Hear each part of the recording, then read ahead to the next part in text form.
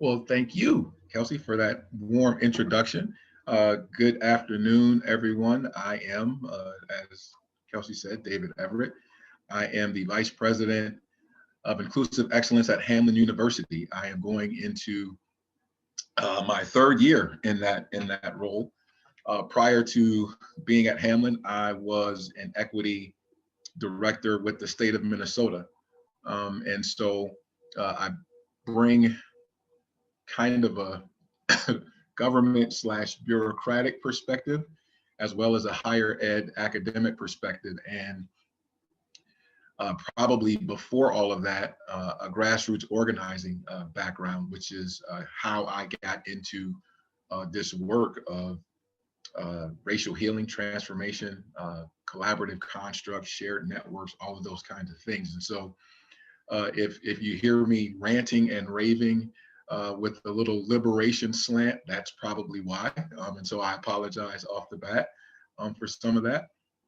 But I do think it's important for us to acknowledge not just our foundations, but our growth and development. And so I typically like to highlight that before I get started. So Hamline's Truth, Racial Healing and Transformation Campus Center.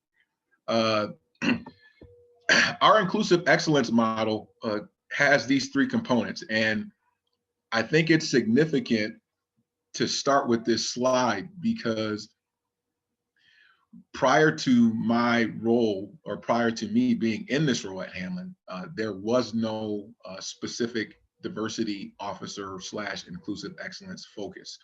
And so part of my initial responsibility was to think about inclusive excellence, equity, diversity, inclusion in a systemic and structural way that also allowed for development, both on an individual and institutional level. And so when you think about what that could look like, I think there needs to be that both and, not either or construct. And what I mean by that is in some instances, you will hear that an individual skill set or focusing on an individual's development is given priority over kind of the institutional or systemic kinds of approaches.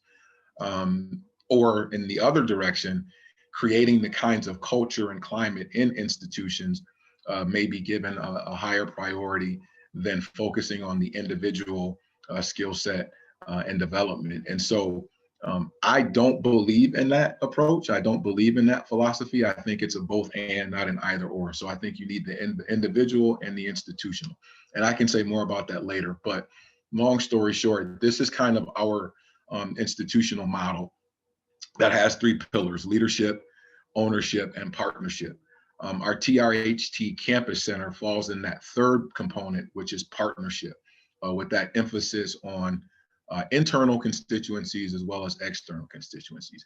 And I'm happy to talk about that a little bit more if there are questions about that. So this is our inclusive excellence model and our three areas that we focus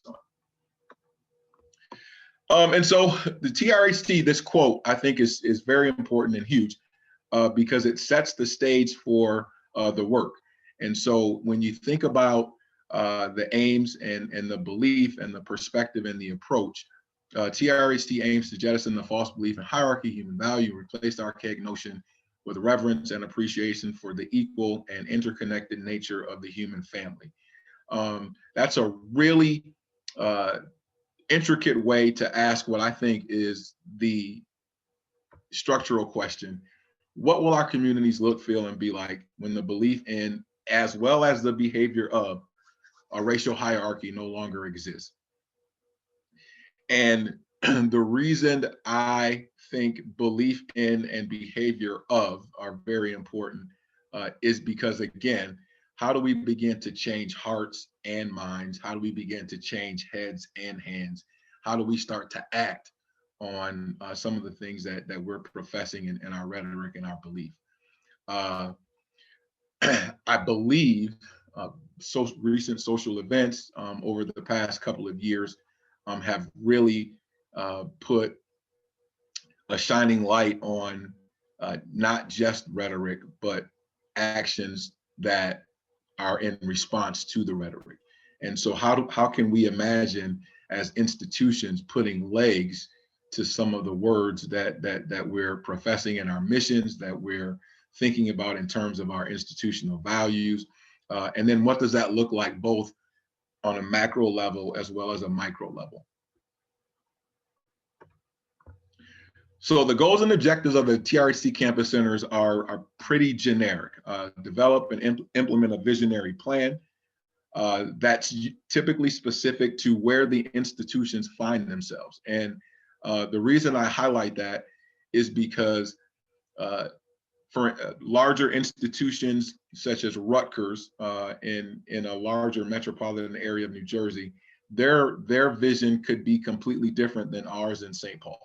And so being able to understand that one vision isn't necessarily,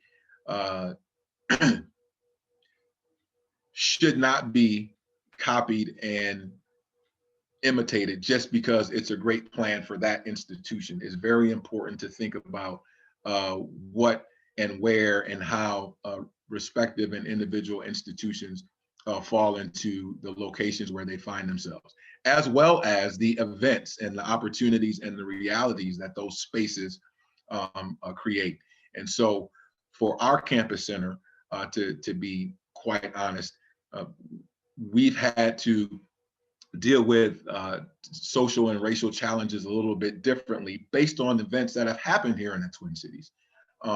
Whereas other campus centers may not have had to get into the granular levels that maybe were necessarily and important for us at Hamline in St. Paul.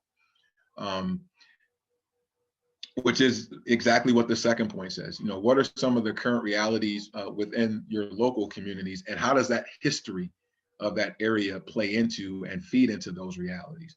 And so I was very encouraged to hear your land acknowledgement at the start of this session, Kelsey, because that was a huge point of conversation for us as an institution. How do we talk about Hamline historically as well as currently in a relevant way that acknowledges and respects both? And so a couple of things that led for us to a good conversation was that total adoption of a land acknowledgement, as well as a statement of civility that we've adopted as an institutional level. And then envision what the community could look like without a racial hierarchy, and then pinpoint key leverage points for change and stakeholders that can obviously work to make that happen, both immediate and on the periphery. These are several areas that when you think about or when you hear TRHT emphasize, this is kind of the buckets that they highlight. At the bottom, the separation, the segregation, colonization, concentration of poverty, and you can see the various subcomponents of that. Obviously, the legal aspect, civil, criminal, as well as public policies, and then the economy. And as that bubbles up, you know, where are some of these manifestations and what do they look like? From entertainment all the way to parks and monuments. And so how do you start to think about these three concentrated areas in a broader sense of the impact that it's having on the larger social narrative?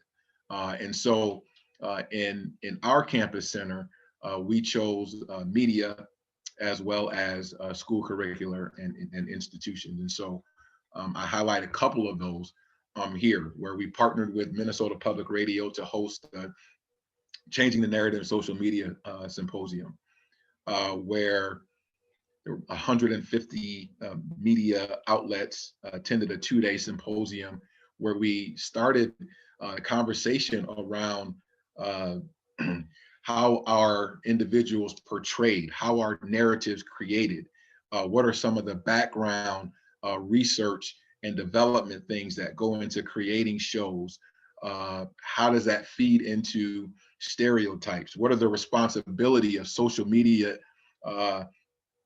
in terms of perpetuating those stereotypes and combating those stereotypes.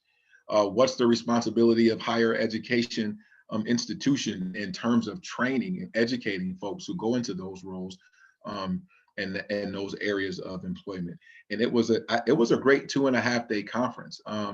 I learned a lot personally, but I also think just creating that space where folks could share frustration and share suggestions and ideas created a really necessary burst of energy in terms of addressing some of the issues and concerns around, the power of social media. We also did an excursion to Washington, D.C. To visit some of the cultural museums there with 40 of our students. And that was important, I think, in two immediate ways. One, we wanted to kind of get some energy around the campus center, and this was a way to introduce that. And so we had an application process where students created a write-up, an application for why they felt this excursion would be important to them, both immediately and in their academic matriculation at Hamline. But then more importantly, we wanted them to begin to think about what are some of the things that the campus center could begin to do in our St. Paul Midway area, and how they could see themselves helping that unfold and taking leadership in some of those things. We invited campus entities and local Midway organizations to join the effort. And so partnerships with the Midway Coalition, the elementary school, the church across the street, neighbors in the area, all of those kinds of kind of galvanizing, mobilizing efforts to begin to not just think that Hamline was a higher ed institution, but was a member and a part of the community. And then the last piece, which I think was really important, is we shifted leadership responsibilities to be student opportunities. And so one of the things that I always say is if you want an initiative to be co-opted, invite a whole bunch of faculty members to be a part of it. And so what we wanted to do was avoid that. And so we wanted to create this sense of ownership in the minds and the hearts of students. And so we as faculty leaders, as administrative leaders, we take a back seat and we let the students identify the goals of the semester and the events that they want to do. And we help them kind of navigate the resources that they have at their disposal to activate and to implement some of those things to make them a reality. And I think for me, that is the most gratifying part, to see students owning the effort and students leading the effort, and then students thinking about and creating succession amongst themselves with who's going to fill the next role when they're gone. And so I think it's a great practical learning opportunity, and I love seeing student growth in that way. And hopefully I didn't offend any of you with my faculty comment, but one of the most impactful practices and aspects of our campus center are healing circles.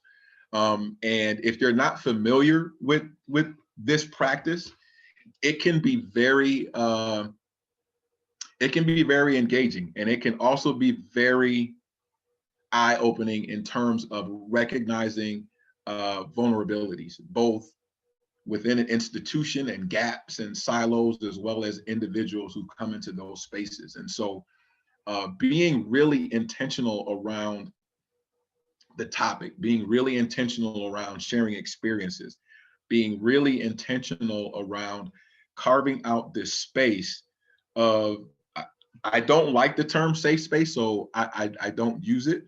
And if you want me to say more about that, I'm more than happy to. But I do believe in affirming spaces. I do believe in responsible spaces. I do believe in challenging spaces. But more importantly, I do believe in caring spaces. And so if I try to contextualize conversations and engagements in terms of those four dynamics, and one of the reasons why I do that is to make sure everyone understands and recognizes that they play a part in making that space what it is. And so regardless of your role or your title or your responsibility, if you're going to be in this space, we need you to be 100% there under the guise of what that space is intended to do.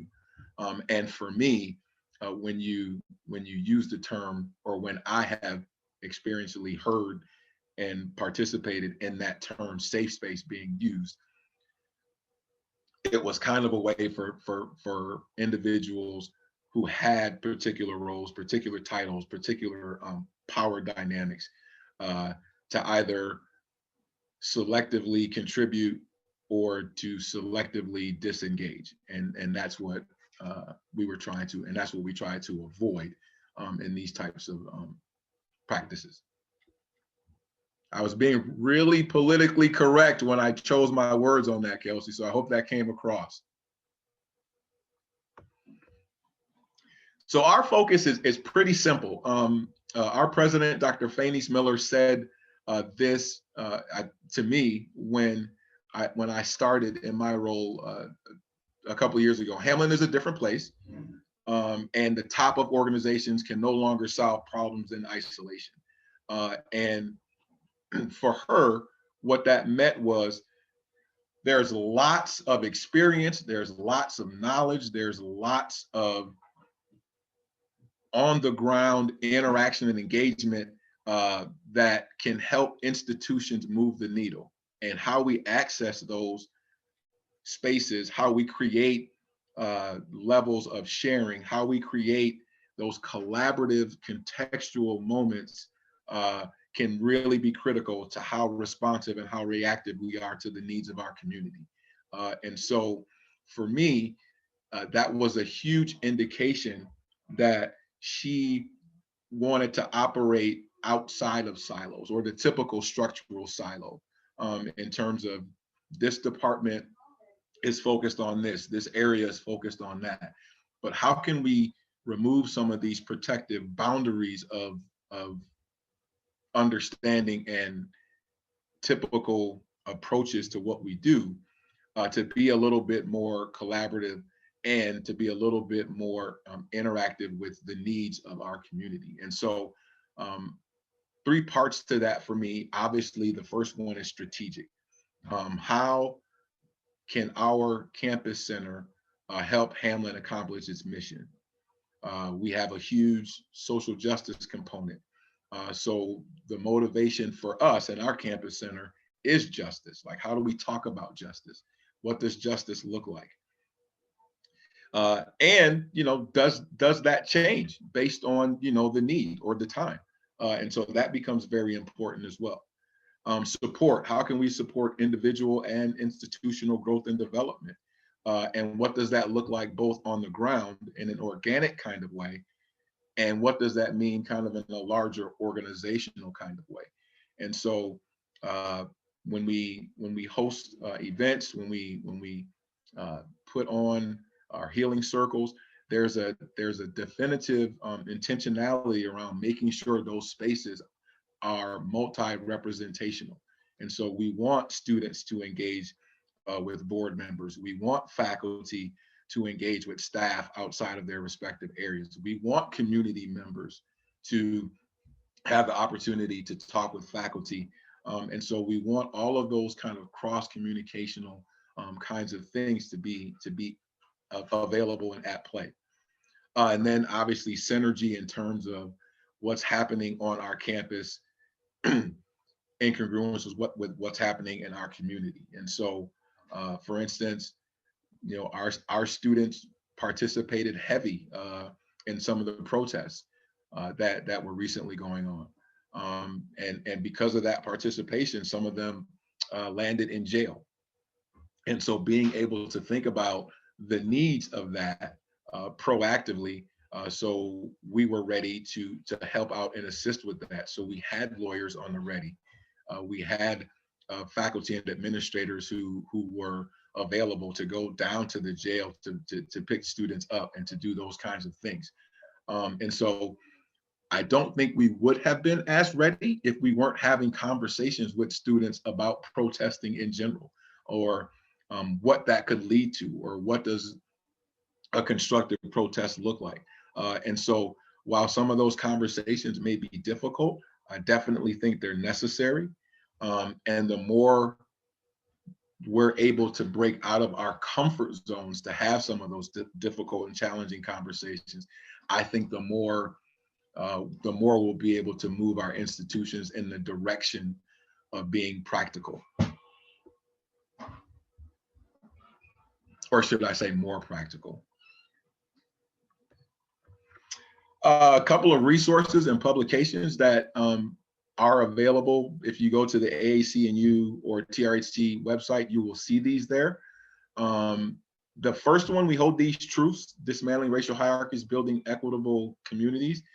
I have several copies of those, and Kelsey, I'm happy to forward them to you in case folks would like to have copies, depending on where they are, or I could send them out directly, just let me know. The other three, I think there may be a cost to them. And so if you're willing to pay the 12, 15 bucks for what they may be, you can pick those up online. But I think they can be informative in terms of how are you thinking institutionally about equity and what that looks like in terms of racial constructs and dismantling hierarchies and then making that transition to community engagement.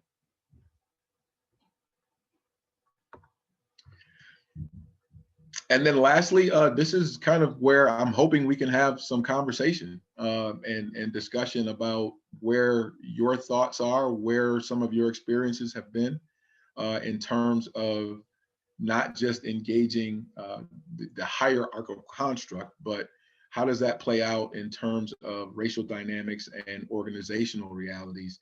And the quote that I always like to start this portion of the conversation is, many things which cannot be overcome when they are together yield themselves up when taken little by little. So how do we talk about bigger goals, bigger ideas in a constructive, structural way where we're not tackling and approaching that bigger goal or that bigger concept in this real broad kind of way, but how can we compartmentalize necessary fundamental aspects or components of that allow us to build up to that larger goal?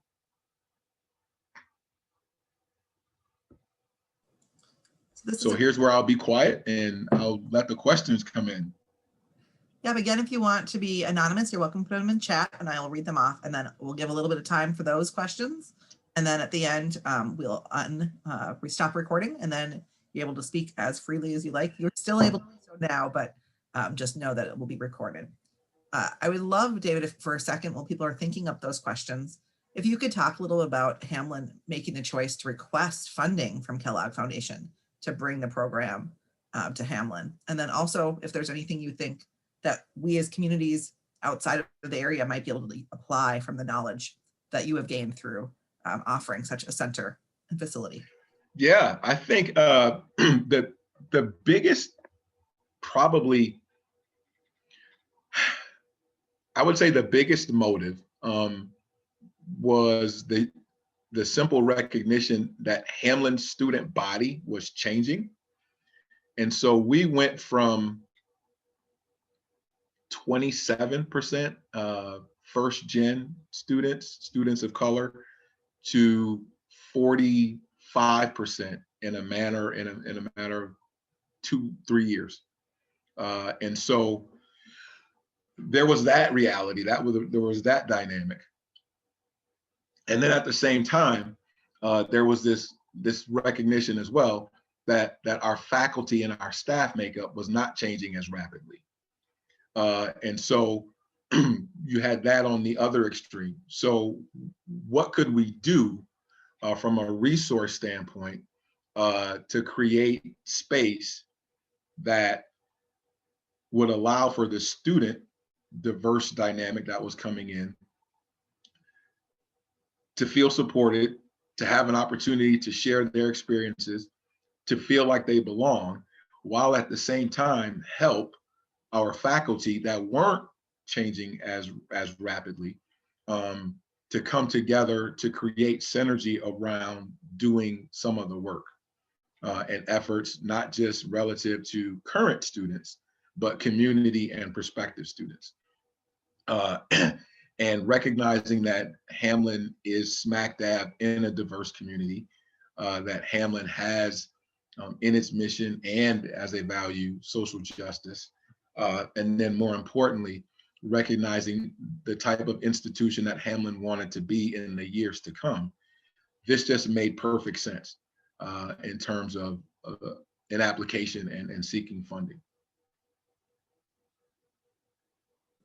Then my follow-up question that was talking about takeaways. If we are, 5 hours away from you, is there anything that you would suggest for to take away from what you've been doing work-wise that we could be applying in another area or in a small way in our own personal lives?